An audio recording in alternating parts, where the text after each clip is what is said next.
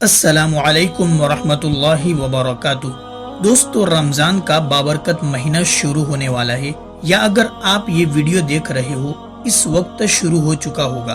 تو اس مہینے میں ہر چھوٹے بڑے کی دل کی تمنا رہتی ہے کہ وہ اس مبارک مہینے میں زیادہ سے زیادہ قرآن پاک ختم کرے، اور بہت سے ہمارے بھائی کرتے بھی ہیں، اور بہت سے جوش میں تو شروع کر لیتے ہیں، لیکن وہ ایک بھی مشکل سے ختم کر پاتے ہیں۔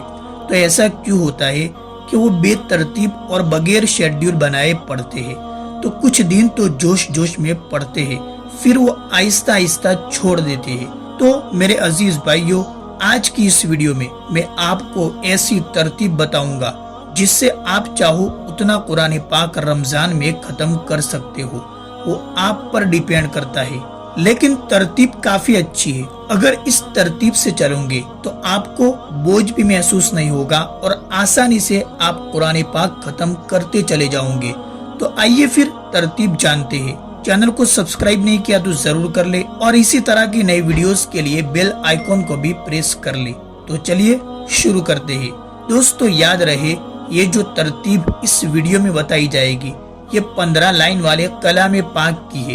اگر آپ 13 لائن کا قرآن پاک پڑھتے ہو تو آپ کو اس ترتیب میں 1 یا 1.5 پیج جو ہے بڑھا لینا ہے۔ تو دوستو، قرآن کریم میں ٹوٹل 600 پیجز ہوتے ہیں۔ اگر ہم ان کو 30 دنوں میں بانٹ دیتے ہیں تو دن کے 20 پیجز نکلتے ہیں، لیکن دن میں 20 صفحے پڑھنا مشکل ہو جاتا ہے۔ لیکن اگر ہم ان 20 پیجز کو 5 فرض نمازوں کے اندر بانٹ دے تو پڑھنا بالکل آسان ہو جاتا ہے۔ تو اگر آپ ایک قرآن پاک ختم کرنا چاہتے ہو تو آپ کو 5 نمازوں کے بعد یا شروع میں کوئی بھی ایک ٹائم فکس کر لینا ہے، اور زیادہ نہیں، صرف 4 پیجز اور 4 صفحے پڑھنے ہیں۔